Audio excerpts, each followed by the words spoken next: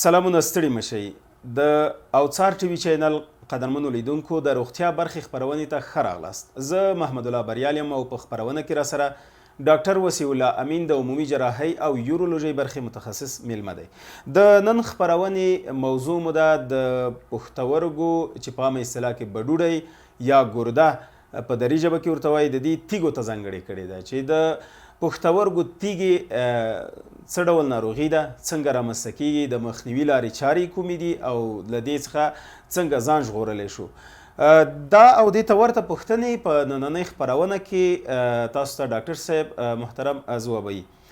ډاکټر صاحب ته ښه راغلاست او ستړي مه شئ. مننه، ژوندی اوسئ محترم بریال صاحب. تاسو ته ستاسو محترمو کارکوونکو ته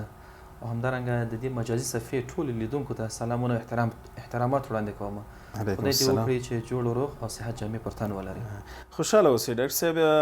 مننه کوو چې تاسو له مصروفیتونو سره موږ ته وخت راکوئ. ډاکټر صاحب که په لومړي سر کې لیدونکو ته دا واضح شي چې پښتورګی یا په عامه اصطلاح بډوډۍ یا په دری کې چې ګرده ورته وایي، دا څه شی دی؟ د انسان په بدن کې کومه عضوه ده او څه ډول وظایف لري؟ مننه. په نورمال شکل ټول انسانان چې دي په نارمل حالت کې دوه عدده ګردې لري. ګردې لوبیا ته ورته شکل لري. د ستوني فقرات د لمبر د ناحیې په دواړو طرف ته موازي، تقریبا په موازي شکل موقعیت لري. د وزن پر اساس که چیرته مثلا راسته او چپه په نظر کې ونه نیول شي، همدارنګه میل فیمل جنس په نظر کې ونه نیول شي، د 108 ګرامو نه نیولې بیا تر 130 ګرام په اندازه وزن درلودونکي دي. ګردې چې د هیستولوژي پر اساس باندې دا دوه قسمته لري چې د کورټکس بل میډولا برخه ده. دوه سطح لري چې یو مقعره ده او بل محدبه سطح ده. مقعره سطح انسی خواته متوجه دي او محدبه سطح چې دغه وحشي خواته متوجه دي. د ګردو په ارتباط بس درته وایم چې دغه د 108 ګرام نه بیا تر 130 ګرام درلودونکي عضو ته الله رب العزت ډېرې درنې وظیفې ورکړي دي او په دې کم وزن باندې چې دواړه طرف مثال ګردې درلودونکي دي کولی شي هغه په ډېر زیات اندازه وظایف ترسره کوي. دا وظایف د انسانانو لپاره حیاتي ارزښت درلودونکي دي. یعنې په دې معنی که چیرته د ګردو فعالیت خراب شي نو د انسانانو ژوند له ستونزو سره مخامخ وي او حتی کیدلی شي چې د مرګ تر سطحې پورې ورسیږي. د وظیفې په ارتباط په عمومي ډول باید داسې یادوري وکړو چې ګردې د انسانانو بدن کې د وینې فشار په کنټرول کې رول لري. همدارنګه د اضافه موادو یا د یوز پروډکټس چې کوم دي د هغې اضافه موادو له بدن څخه استخراج دی، د ادرارو جوړوالی دی، د اسید بیس بالانس دی یا د تیزابیت او قلویت کنټرول دی، د یو شمېر هورمونونو افرازول دي بدن کې، د ویټامین ډي په فعال شکل تبدیلول دي، د اریتروپایټین په افراز سره د وینې په تولید کې نقش لري. مننه ډاکټر صاحب.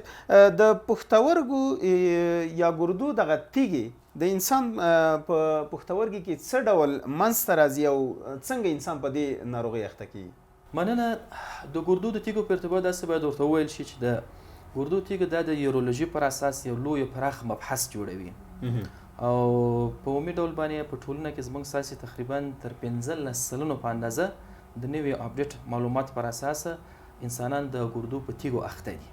ګردو تیږه چې دا د کریسټالوپاتي، یوروپاتي او د نفرولوتیازس یا د کډني سټون په نوم باندې هم یادېږي. تقریبا داسې باید یادوري وکړو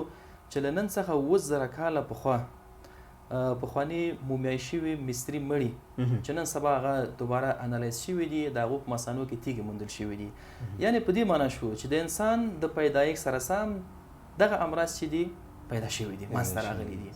او دا چې بیا مثلا په وروسته کې تشخیص ته رسېدلي دي، دا بیا جدا مبحث د هغې تشکیلوي. په ټوله نړۍ کې تقریبا 2.1 میلیون کسان د ګردو په تیږو اخته دي. ګردې تقریبا موږ تاسې ویلې د ګردو تیږې چې دي هغه انسانان چې د ګردو تیږې ولري دوی په خپلو ګردو کې تیږې لري ولې تر ډېره مودې پورې چون دا بې اعراضه پاتې کېږي، اسمټوماټیک وي. نو همدې خاطر دی چې خلک خپل د ځانو څخه خبر نه وي چې آیا زما ګردې مثلا کوم پاتولوژي د تیږو په ارتباط په هغه کې موجود ده یا موجود نه ده. ولې کله چې اعراضي شولې، صاحب د درد شولې یا مثلا نور اعراض پیدا کړل چې انشاءالله په دې موضوع باندې به خبرې سره وکړو، بیا وروسته له هغې نه دی مثال ډاکټر ته مراجعه کوي او د هغې د تداوي په ارتباط باندې لازمه لارښوونې د ډاکټرانو څخه دی اخلي. د خپل که چیرته مثلا لومړی راشو مخکې له دې نه چې په دې بحث وکړو چې یو ګردو تیږه کوم انواع لري او دا په کوم طریقه باندې اسباب یې څنګه دي.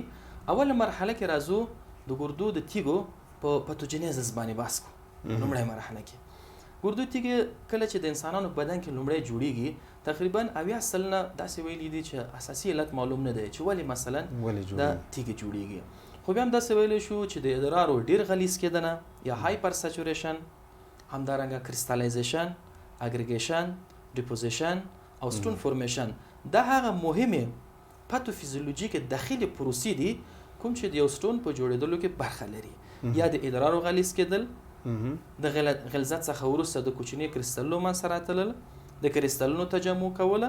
بل اخره په یورو اپیتیلیم باندې یا په هغه اپیتیلی انساجو باندې کوم چې مثلا زموږ ساسو د ګردې مثلا همدارنګه پلوس د یوریټر د مثانه د پوښلې ده په دوه کې د یو منسراغلي تخریب ترڅو د اډیژن لپاره پروسه برابر شي او داغه کې اګریګیشن رامنځته شي. او بل د چرک مسله ډاکټر تاسو خبر مې ونیوله ځینی ناروغان داسې وایي چې ما ته ویل ډاکټر صاحب ویل چې په تشخیص کې تاسو په ګردو کې چرک یا هغه ده نو دا کومه مرحله ده د تیګو د جوړېدا؟ بله هغه په ارتباط به خبره د خیر سره وکړو. د اسباب په ارتباط بیا به د خیر یادوري وکړو چې انتانات هم مثلا د سټون په جوړېدلو کې نقش درلودونکي دي. هغه مبحث د هغې مثلا څنګه دي هغه د اسباب پورې تړلي پروسې دي. کله چې اګریګیشن رامنځته شو ډیپوزیشن د لاغې نه وروسته بالاخره د سټون فورمیشن مرحله رامنځته کیږي. موږ داسې مخکې هم یادوري وکړله چې کله د انسانانو په ګردو کې تیږې جوړیږي تقریبا 80 الی 80 سلنه ویل کیږي چې اساسي علت معلوم نه دی چې د کوم اسباب پر اساس یو انسان په ګردو کې مثلا تیږه رامنځته کیږي. خو بیا هم یو شمېر د هغې لپاره فکټورونه بیان کړي دي. لومړنی ایټیولوژیک فکټور د هغې لپاره چې د هغه هایپر کلسیمیا دی، یعنی په وینه کې د کلسیم زیاتوالی، همدا شکل باندې اوکزالټ ډیروالی، د سیسټین ډیروالی،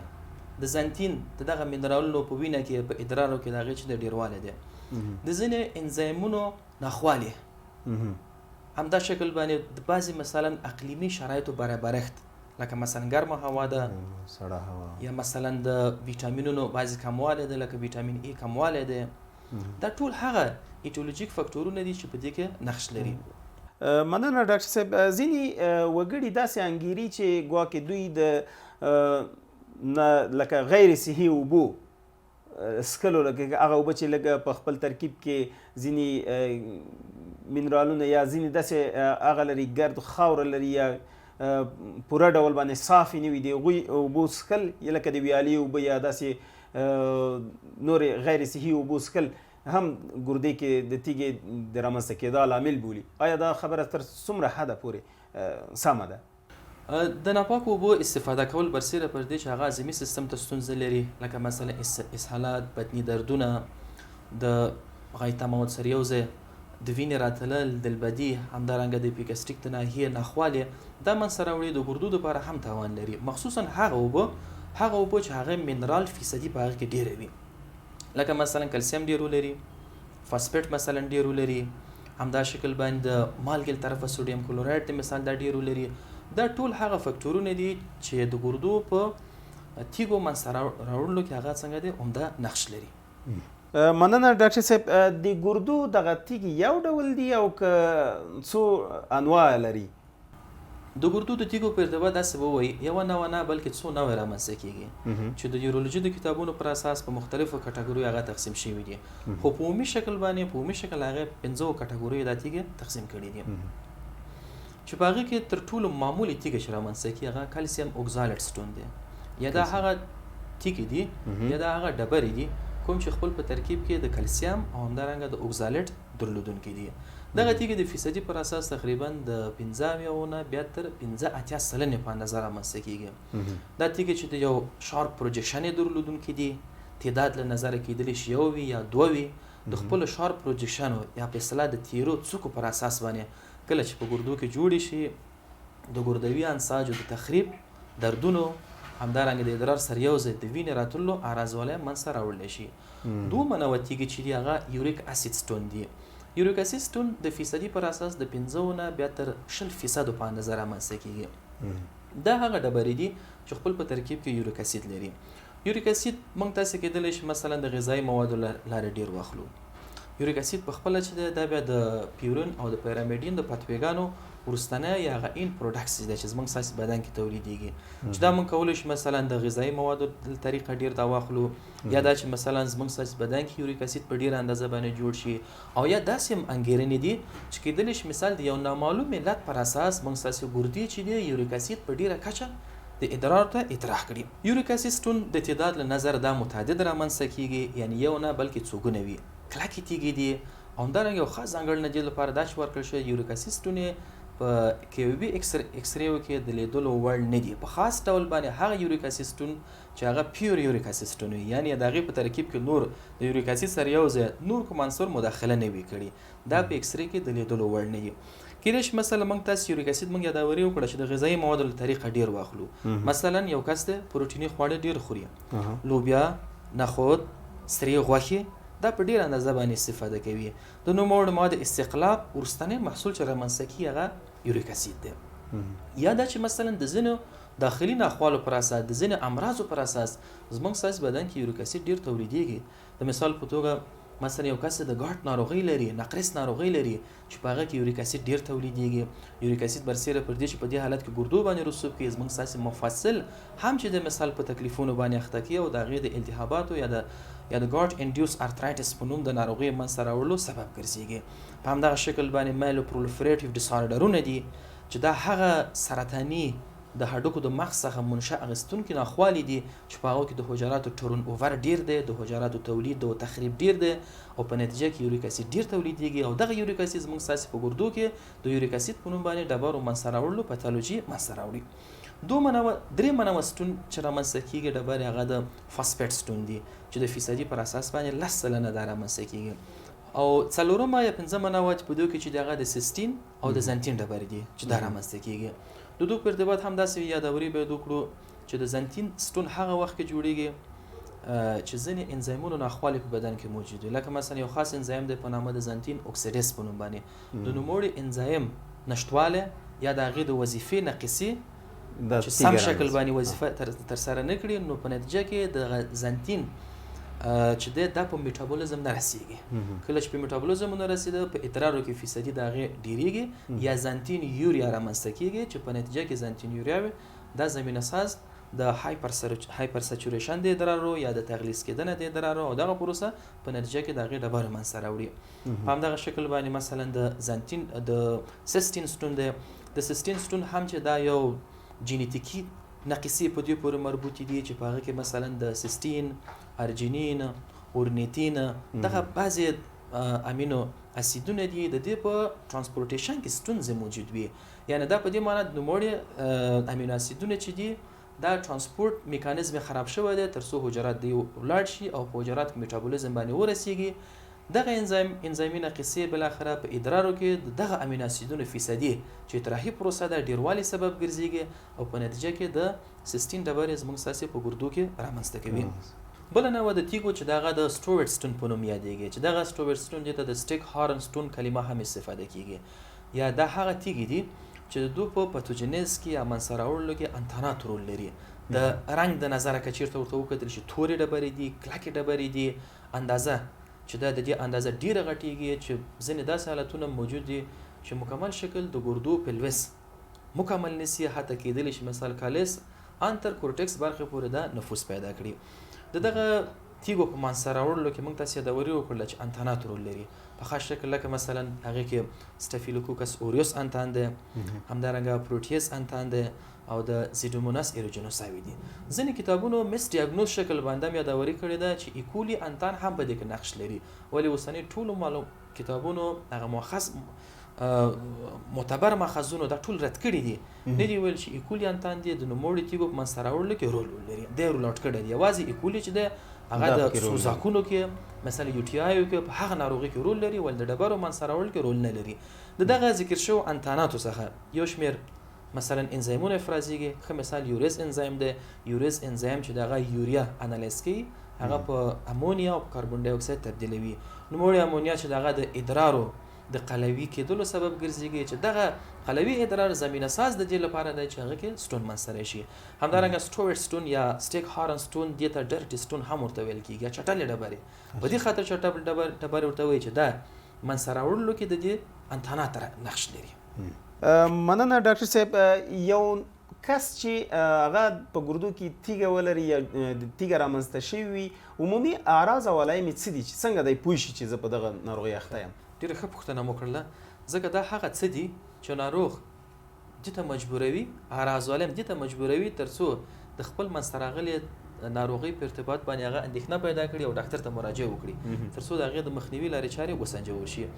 د ګردو د ډبرو د ساین سپټومز یا د اعراض علایم په ارتباط یادوري به داسې وکړو چې تقریبا تر 15 سلنو پورې ناروغان د ګردو تیږې لري ولې اسیمپټوماټیک دي، هیڅ اعراض نه لري. هغه وخت کې دا اعراض منځته راوړلی شي کله چې مثال دا سیمپټوماټایز شکل باندې تبدیلیږي، چې یا مثال د خپل د موقعیت څخه بې ځای شي چې په دې حالت کې د ادرار فلو یا د ادرار خروج د نواقص سره مخامخ وي، هغې مخه بندوي او په نتیجه کې په ګردو کې په یوریټر کې مثال د ادرار احتباس رامنځته کوي چې هغه مثال د هایدرو یوریټر دی او هایدرونیفروزس دی. وروسته له هغې نه شخص اعراض رامنځته کېږي. یا دا چې مثلا د خپل شارپ پروجیکشن پر اساس باندې چې هغه تیرې بارزې چې دا لري د ګردوي نسج تخریب سبب وګرځېږي چې په دې حالت کې شخص مثال اعراض علایم منځته راوړي. او یا دا چې مثال د میکروبونو په واسطه نوموړې تیږې کولونایز شي، میکروبونه خپل پټنځای په شکل باندې دا استفاده کړي چې په نتیجه کې د میکروب پورې تړلي اعراض علایم په شخص کې رامنځته کېږي. مهم اعراض علایم چې د لومړني اعراض چې په اشخاصو کې رامنځته کېږي هغه پین دی، درد رامنځته کېدل دي. د ګردو دردونه چې خپله له ګردوي نسج یا په اصطلاح باندې د ګردوي د ګردې د کپسول د کشش څخه رامنځته شوي هغه ډل پین دی یا درون درد دی او د فلنک د ناحیې نیولو سبب ګرځېږي. همدارنګه دا ناروغان چې د اکثره دا ناروغان چې دغه هیماچوریا درلودونکي وي یا په ادرارو کې وینه هم ورسره ملګري وي، دغه وینه داسې باید یادوري وکړو چې وینه معمولا که چېرته مثال خونریزي یا هیماټوریا شخص پیدا شوي او د هغې تر شا سټون تړلی وي، سټون پروت وي، ډبره پرتې وي، دا مایکروسکوپیک وي یا د لابراتوار د ډپسټیک پر اساس موږ تاسو کولی شو هغه ډیټیکټ کړو، تشخیص وکړو. ولې داسې مایکروسکوپیک هیماچوریا چې موږ تاسو په سترګو باندې وګورو هغه په ډیرو نادرو حالتونو کې رامنځته کېږي. که چېرته مثلا تیږې د خپل موقعیت څخه بې ځایه شي، بالاخره د پیلوس د ناحیې نه یوریټر ته راشي، دلته هم د انسدادي پاتالوژیو منځته راوړلو سبب ګرځېږي چې په دې حالت کې شخص ته ډل پین نه بلکې یو کولیک درد رامنځته کېږي. نوموړي کولیک دردونه هر کولیک حمله د 1 الی 2 منټ په اندازه دوام پیدا کوي، وروسته له هغې نه بیا سبسیټ کېږي مکمل شکل باندې یو نفر چې دی د دردونه بیا نه تجربه کوي. همدارنګه کولیک دردونه کېدلی شي مثلا د فلنک په ناحیې کې چې دا رامنځته شوی دی لاندې ناحیو ته انتشار پیدا کوي، مخبیني ناحیې ورسره نیسي، په نارینهو کې مثلا همغه مربوطه طرف ټسټیکل ورسره نیسي، یا حتی کېدای شي مثال ټیپ اف پینس ته یا ګلانس ته انتشار پیدا کړي. همدارنګه په زنانهو کې بیا مثلا تر لب یا مجوره دا ناحیه هم نیسي ورسره، او د ورانو انسي قسمتونه هم د نوموړي درد انتشار له کبله نیول کېږي. بل د هغې سره یو ځای چې نفر مثلا ډل پین ولري، کولیک پین ولري، هیماټوریا ولري، کېدای شي د هغې سره نور تړلي اعراض علایم چې هغه نان سپیسیفیک ساین سیمپټمز ورته وایي، لکه مثلا زړه بدوالی، استفراقات، همدارنګه تبه درلودل، تبه منځته راتل، دا هم تجربه کړي. له بلې خوا څخه که چېرته مثال انتان مداخله کړې وي بیا د انتان پورې تړلي اعراض علایم ورته پیدا کېږي، لکه مثلا فریکونسي ده، ارجنسي ده، ډیسیوریا ده، یا تشناب ته ډیر تلل. کله چې مثلا تشناب ته لاړ شي کېدای شي مثلا د هغې سره یو ځای په ادرار پاسي دردناکه ادرار چې ډیسیوریا ورته وي دا تجربه کړي ورباندې د اوداسه په وچوالي کې ستونزې دوامداره او بالاخره ټرمینل ډریبلینګ یا هغه حالت چې په قطره قطره شکل باندې د ادرار کول څخه وروسته د ادرارو خارجېدل تجربه کړي. مننه ډاکټر صاحب. که د مخنیوي لارو چارو ته راسو، فرض مثال یو کس خوا اوس وختو کې په ډیری سیمو کې دا عامه ده چې د شیدو خوراک یا مثلا د لوبیا او یا د نورو سیزونو خوراک د په ګردو کې د تیږو د رامنځته کېدا سبب کیږي. یعنی د مخنیوي لارې چارې د روغتیا پالانو په ان څه ده چې څه وکړي چې په دې ناروغۍ باندې یو څوک اخته نه شي؟ مننه. که چېرته یو نفر د ګردو په تیږو اخته وي، سټون ولري، مثلا تیږې لري، تداوی وکړي جوړ شي، د یو کال په تېرېدلو سره 10 سلنه چانس لري چې بیا دوباره د ګردو په تیږه اخته شي. د 10 کلونو په تېرېدلو سره 50% چانس لري چې بیا د ګردو په تیږه اخته شي. مهمه نقطه دا ده چې څنګه له دې ناروغۍ څخه مخنیوي وکړو. مثلا یو نفر د ګردو تیږه نه لري، دا نه غواړي د ګردو په تیږه په نفرولیتیازس اخته شي او دغه د اعراضوالۍ څخه د مثال رنج ویسي. څه باید وشي؟ مهمه خبره ده. د دې په ارتباط باید یادوري داسې درته وکړم په عمومي شکل باندې زموږ دغه کسان ته توصیه ده چې مایعاتو اخیستنه ډیره کړي. یعنی په 4 ساعتونو کې د مایعاتو اخیستن د دوی باید د 3 الی 4 لیټرو په اندازه وي، یا بل عبارت درته وایم چې په 4 ساعتونو کې 2.5 لیټره ادرار دی باید پاس کړي. په همدغه شکل باندې د پروتیني خوراکونو د ډیر پروتیني خوراکونو خوړلو څخه هغه اجتناب وکړي، ځکه پروتین موږ تاسو ویل چې د پروتین چې دی د استخلاف څخه وروسته یوریک اسید من سره وړي او یوریک اسید ستون چې د بیا په خپل مثلا تقریبا د 15 نه 10 سلنه په اندازه باندې په ګردو کې د تیږو رامنځته کېدلو سبب ګرځي. همدارنګه مثلا د مالګې خوراک د کم کې وسره. او بل تاسو دا وری وکړل چې د شیدو مستو په ارتباط باندې مخکینی ټول ډاکټران په دې عقیده وو چې د شیدو مستو خوراک هغه د ګردو د تیږو مسره وړلو سبب ګرځي. ولنن سبا دا په اثبات رسیدلې ده چې شیدو مستو کې موجود کلسیم کله چې وخوړل شي کولمو ته ځي. په کولمو کې هغه کوم اوکزالټ چې ده چې مثلا موږ تاسو د پروتیني خوړو څخه غسه ده د کلسیم اوکزالټ ترمنځ اډیشن رامنځته کی یا کلسیم اوکزالټ جوړوي باندې. کله چې کلسیم اوکزالټ جوړ شو ورس لاغینه د اوکزالټ له جذب څخه دا مخنیوي منسره وړي او په دې ترتیب باندې د اوکزالټ پورې مربوطه ډبره یا د کلسیم اوکزالټ پورې مربوطه ډبره هغه د کمواله منسره وړي. نو توصیه مو ده هغه کسان چې مثال د ګردو تیږه لري یا دا چې د ګردو تیږه نه لري کولای شي د شیدو مستو څخه استفاده وکړي کوم ستونزه نه لري، ولی په دې شرط باندې چې په هغه کې زیاده روي باید ونشي. یو مثلا ځینې وختونه داسې چې مثلا کېدلی شي لیدونکي په دې فکر وي چې د شیدو مستو خوراک کلسیم لري، نو که چیرته مثال زه هغه سپلیمنټری کلسیم زه واخلم یا ایټروجینی کلسیم واخلم دا به هم ماته مشکل بنه جوړوي. بیا په دې وخت یو هغه کلسیم دی چې مثلا موږ تاسو د خولې د لارې اخلو د غذایی موادو په شکل باندې، یو هغه کلسیم دی چې مثال درملي شکل باندې موږ ته راځي. لاغو څخه یو څه احتیاط پکار دی. یعنی که چیرته نفر د دې خطر سره مخامخ وي د ګردو د ډبرو د خطر سره او یا د مثلا په ګردو کې تیږه لري هغه سپلیمنټری کلسیم په هغه غستلو کې باید احتیاط وشي. خو یو خبره بل مهمه د نقطه ده مثلا که چیرته یو نفر په اوستیوپوروز باندې اخته وي یا پوکی استخوان لري دا غو لپاره موږ مجبور یو چې د کلسیم سپلیمنټ ورکړو ورته او له بلې خوا څخه دغه شخص چې د په ګردو کې تیږه هم لري اوس به څه ورسره وشي. د دې اشخاص لپاره موږ توصیه ده چې دوی کولی شي په 4 ساعتونو کې 1200 میلی ګرام په اندازه کلسیم ونیسي، مشکل نه لري، ولې دغه رینج څخه اضافه واله دغه لپاره خطر ده، باید اضافه کلسیم استفاده نه کړي. مننه ډاکټر صاحب. د ګردو په ډبرو د اخته کسانو درملنه څنګه او څه ډول باید ترسره شي؟ هغه کسان چې مثلا د ګردو تیږه لري تداوی باید څنګه ورته ترسره کړو؟ دا نظر د تیږو په سایز پورې تداوی متفاوته ده چې کېدای شي مثلا هغه موږ پرته له دوا څخه تداوی کړو یا د درمل په واسطه تداوی کړو او یا د کېدلی شي مثلا د ځینو انویسیو پروسیجرونو په واسطه دغه پروسه پر مخ باندې بوزو.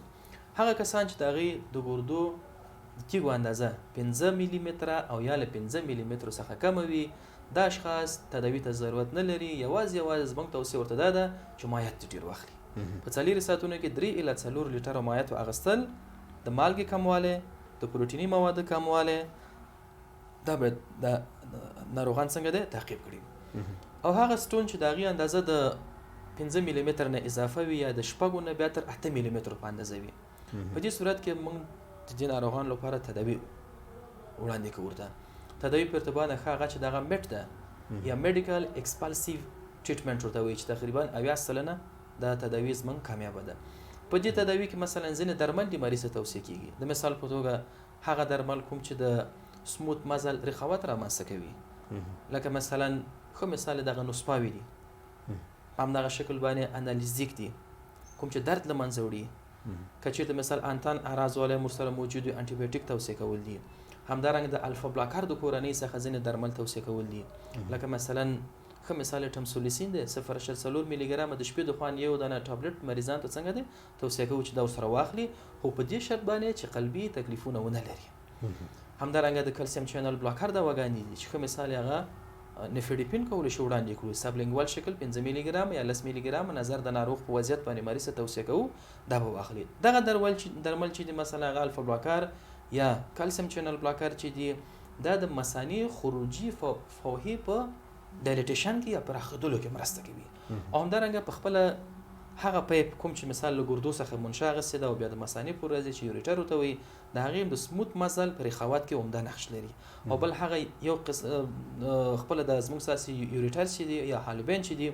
په دوی کې 15 فیزیولوژي کانسترکټیو پوینټونه هم موجود دي یا متضایق قسمتونه لري کوم چې په دغه متضایقو 15 نقاطو کې یو سټون چې مثال له ګردو څخه راغورځيږي د دې چانس لري چې هلته انسداد پیدا کړي او په نتیجه کې شخص ته د ځینې مشکلات او اعراض ولیم رامنځته کېدلو سبب وګرځيږي. نو دغه درمل توصیه چې دغه ستینوټیک نقاط فیزیولوژیک ستینوټیک نقاط هغه رخاوت ورته ورکوي او په نتیجه کې سټون چې د مخ په وړاندې باندې وړل کېږي. همدا شکل باندې نظر د تیږې په نوعیت باندې بل کتل کېږي تداوی. کچیرته مثلا یو نفر کلسیمي سټون لري او د هغې د کلسیم علیت چې د هایپر کلسیمي کېدلی شي مثلا د هډوکو څخه ډېر افرازېدل وي یا دا چې اورال شکل باندې شخص کلسیم ډېر اخیستلی دی یا دا چې مثلا ایډوپاتیک هایپر کلسیمیا د درلودونکي وي چې دغه ایډوپاتیک هایپر کلسیمیا په نتیجه کې د ایډوپاتیک یورولیتیاز سبب منځته راوړلو سبب ګرځېږي چې په دې حالت کې هم ځینې درمل موږ توصیه کوو د مثال په توګه لکه سلولوز فاسفیټ دی.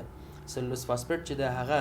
د کلسیم د جذب څخه په اصطلاح څنګه د مخنیوي کوي او کلسیمي ډبرو ته کموالی راوړي. که چېرته مثلا سټونز موږ نوعیت هغه اوکزالټي وي یا خپل په ترکیب کې اوکزالټ درلودونکي وي نو د هغې لپاره اقدامات کوو. د مثال په توګه ځینې پریزونه مریض ته ورکوو لکه مثال د مرچکو پریز دی چې اوکزالټ ډېر لري دغه مشروبات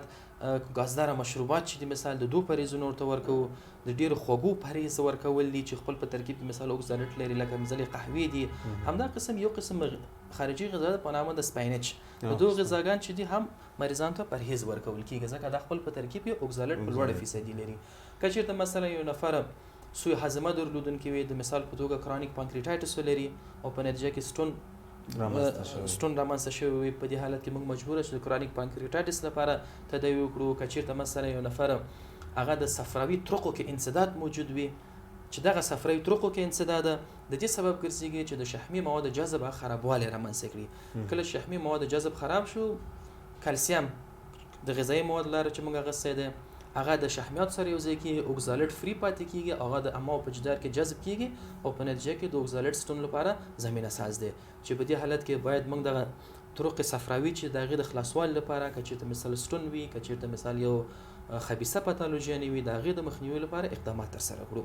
همدا ډول باندې ځینې داسې حالتونه موږ لرو چې مثلا یو شخص ته عملیات ترسره شوی دی یو جراحي پروسیجر بدن کې ترسره شوی دی لکه مثلا ایلیو جوجینوستومي ترسره شوی دی جوجینوستومي ترسره شوی دی. په دې حالت کې هم د شحمي مواد جذب خرابوالی وي کلسیم نه جذبېږي او په نتیجه کې اوکزالټ په ډېره فیصدي باندې جذبېږي چې دا حالت هم د سټون لپاره زمینه ساز دی. په دې حالت کې ریکنسټرکټیو سرجریانې موږ لرو چې دغه حالتونه بیرته باید څنګه دی ریورس کړل شي باندې دا یو حالتونه دي. همدا شکل باندې که چېرته مثال یو نفر د یوریک اسید سټون ولري د هغې لپاره هم ځینې درمل ورکول دي. د مثال په توګه مثال هغه زنتین اوکسیډیز انهبیټر دواګانې دي لکه الوپورینل دی کوم چې دا مثال د یوریک اسید سنتیز باندې نهي کننده تاثیر لري او یوریک اسید کموالی منځته راوړي او د یوریک اسید سټون چې دغه نهي کوي ورباندې د پروټیني مواد کموالی دی کوم چې یوریک اسید خپل په ترکیب کې ډېر اندازه لري او په دغه ناروغانو لپاره چې د همدارنګه د سټریټ ورکول دي سټریټ په نورمال شکل باندې کم از کم په 4 ساعتونو کې 300 نه نیولې بیا تر 900 میلی ګرامه په اندازه زموږ ساسي ګردې دا باید په 4 ساعتونو کې اطراح کړي. سټریټ دا بیا په خپله باندې یو سټون انهبیټر خاصیت لري یا د ادرار په اصطلاح د تغلیظ نه مخنیوي کوي د هغه هایپر سچوریشن چې رامنځته کوي مخنیوي ورنه کوي اګریګیشن نه مخنیوي کوي او په خپله مثال سټریټ چې دغه د کلسیم سره د اوکزالټ سره کمبینیشن منځته راوړي کوم چې دغه کمبینیشنونه چې دي هغه بیا اجازه یا په اصطلاح باندې دې توانایي نه لري چې په ګردو باندې یا په یورو اپیتلیم باندې هغه نفوذ پیدا کړي. په همدا ترتیب باندې هغه اشخاص چې مثلا د هغې د زنتین سټون درلودونکي وي د دغه ناروغانو لپاره د زنتین اوکسیډیز انهبیټر دواګانې لکه مثال الوپورینول دا باید ورته ورنکړل شي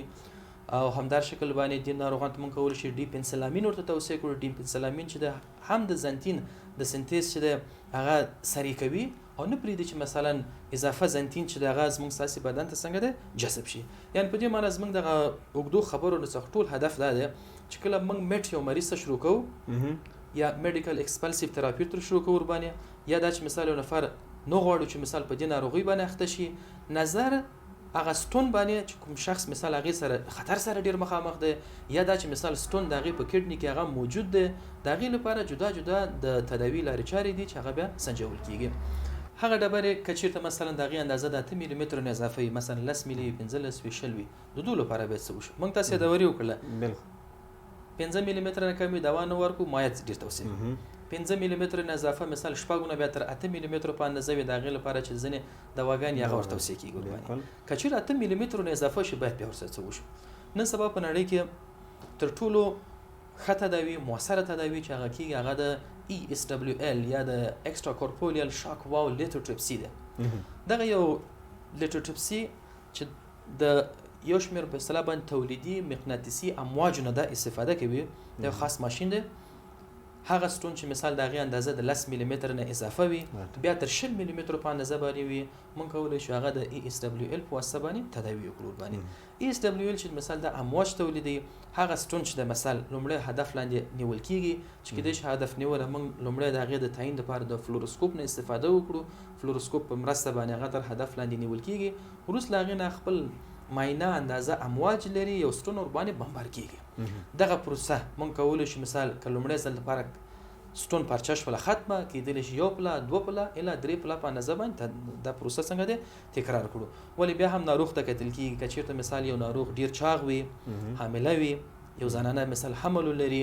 یا دا چې مثال د وینې لوړ فشار لري یا انټي کواګولنت میډیسن مثال د استفاده کوي بلیډینګ ډیساردرونه ولري بیا په دې صورت کې چې دا ورته مزاد استتباب دی یا دا حالتونه دي کوم چې مثال زمنګ ESWL په دې حالت کې کوم نتیجه وار نه ده او توان هم لري مثلا حامله مېن لپاره ESWL دغه توان لري او به اشخاص لپاره شواوي سم نفوذ نشي کولای نو ځکه په دې صورت کې هم ناکامي سره مخامخ بیا بس کې یو کچیرته مثلا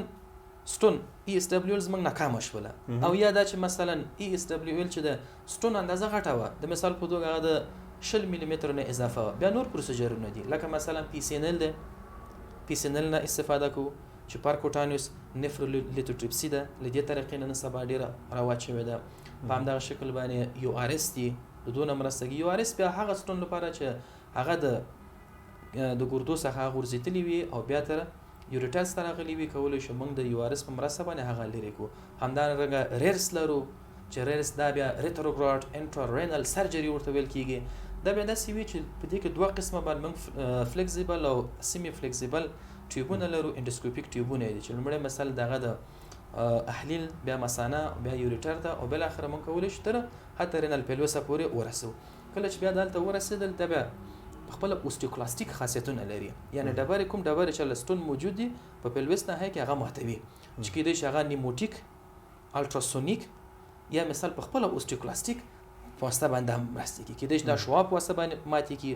کېدای شي مثال دا چې دغه د ځینې مخصوصو اوازونو په مرسته باندې فیصله باندې چې مونږ تاسو د اوډیبل نه ډیر لوړ دی ماتي کی یا په خپل باندې مثال دا هوک لري هوک مرسته باندې هغه څنګه دی پرچا کړی شي همدا ډول باندې کچیرته مثال ستون هغه په یوریټر کې وي مونږ کولای شو هغه د URS ته چې URS کې هغه بیا د ډورم یا باسکټونه لري دغه په مرسته باندې خپل ځای کې یا ماتيږي یا دا چې مثال ریټراکټوي کښوي لاندې غورځول کیږي او یا دا چې دوباره پیلوس سپورت کی بیا ته د خپل پروسیجرونو پر اساس باندې بیا ماتوي کچیرته مثلا دا هم یا د امکانات زمنګ پلاس کې نوي ESWL پلاس کې نه لرو PCNL لرو ریرس نه لرو URS نه لرو یا دا چې مثال دا امکانات موږ ته موجود نه ناکامي سره مخامخ شي ځکه دا هر خپل ځان لپاره فیصدي لري لکه مثلا ESWL تقریبا 80% نه چې دا موافق ده همدارنګه PCNL چې زمنګ تقریبا د 15 یاونه نیولې بیا تر 80% نو پورې دا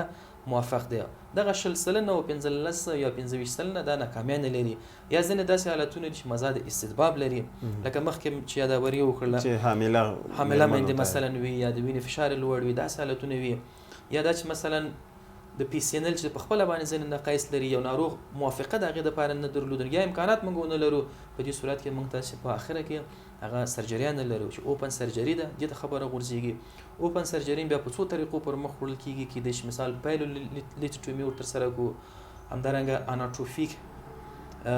اناټروفیک نفرولیټومي تر سره شو یا مثال د extended pilolectomy دا او partial nephrectomy دا دغه مخصوص کوم پروسیجرونه دي کوم چې مثال په جراحي کې موږ د هغې نه استفاده کوو او د هغو په مرسته باندې بیا سټون چې دغه لرې کوو. مننه ډاکټر صاحب. دغه ESWL پروسه ناروغ ته کوم جانبي عوارض یا تاوان لري او که نه؟ ESWL دا چې دی یو ډول شواوې دي، نوموړې شوا چې په خپله چې د شخص لپاره نقصان رسولی شي. لکه مثلا یو حامله ښځه ده که چېرته شوا واخلي د هغې د طفل لپاره نقصان لري. یو مسله ده همدا شکل باندې په خپله مثال د نوموړو شواو نفوذ ګردوي انسایش ته د هغې د ترزي سبب ګرځېږي، پرینفریک هیماټوما منځته راوړي، پارنشیمل ټیشیو چې دغه ډمیج سره مخامخ ښیي، کیدای شي مثال د اپسوګانو منځته راوړلو سبب وګرځېږي. او یو بل نقیصه دا د هغه اشخاص چې مثال د ESWL نیولی وي بیا اوپن سرجري ته کاندید کېږي. اوپن سرجري په واسطه باندې دا موږ لرې کوو، خپله ګردوي نس ډېر فیبروز سره مخامخ وي، فیبروټیک وي، چې بیا زموږ اوپن سرجري هم چې د په دې حالت کې د ډېر په مشکل یا په سختۍ سره ترسره کېږي. مننه ډاکټر صاحب. په وروستیو کې مو لیدونکو ته پیغام او سپارښتنه څه ده؟ مننه، ژوندی اوسېږئ. په آخر کې باید هغه وروستۍ نتیجه ټولو لیدونکو ته وړاندې کړل شي. هغه اشخاص چې غواړي سالمې ګردې ولري د هغو ټولو لپاره متوصیه دا ده چې باید تاسو کوشش وکړئ د ورځې په جریان کې یا 4 ساعتونو په جریان کې 3 الی 4 لیټره مایعات واخلئ، یا دا چې ستاسو د ادرار اندازه د 2.5 لیټر څخه په 4 ساعتونو کې اضافه وي. د مالګې اخیستنه کم کړئ، د پروټیني خوراک اندازه کم کړئ، هغه سرې غوښې چې موږ تاسې روزمره استفاده کوو د هغې فیصدي باید کمه کړئ چې په کمه اندازه وخوړل شي. روزمره شکل باندې فزیکي تمرینات، ورزش باید هیر نشي، سبزیجات، میوه‌جات په لوړ اندازه استفاده کړئ. په همدغه شکل باندې که چېرته تاسې په ګردو کې تیږې ولرئ، د شیدو مستونه یېرېږئ، نو تاسې کولی شئ مناسبه اندازه هغې نه استفاده وکړئ. ستاسو ګردو لپاره هیڅ نواقص نه لري بلکې د هغو لپاره فایده هم رسوي. ډاکټر صاحب ډیره زیاته مننه چې له مصروفیتونو سره سره مو موږ ته وخت راکړ او د خپرونې پوښتنو ته مو ځوابونه وویلې. قدرمنو لیدونکو له تاسو هم یوه نړۍ مننه چې د خپرونې تر پایه راسره ولئ او تر دې شیبې مو خپرونه تعقیب کړله. له موږ څخه د ملاتړ لپاره زموږ چینل سبسکرایب کړئ او دغه خپرونه د نورو ته د ګټې رسونې په موخه تاسو په خپلو فیسبوک پاڼو او خپلو چینلونو باندې شیر کړئ ترڅو نور وګړي هم له دغې خپرونې څخه ګټه پورته کړي او دغه خپرونه وګوري ترڅو هغوی ته هم ستاسو په واسطه یوه ګټه رسېدلې وي. ډېره زیاته مننه. تر بیا مو په لوی الله سپارم. ښاد او ودان اوسئ.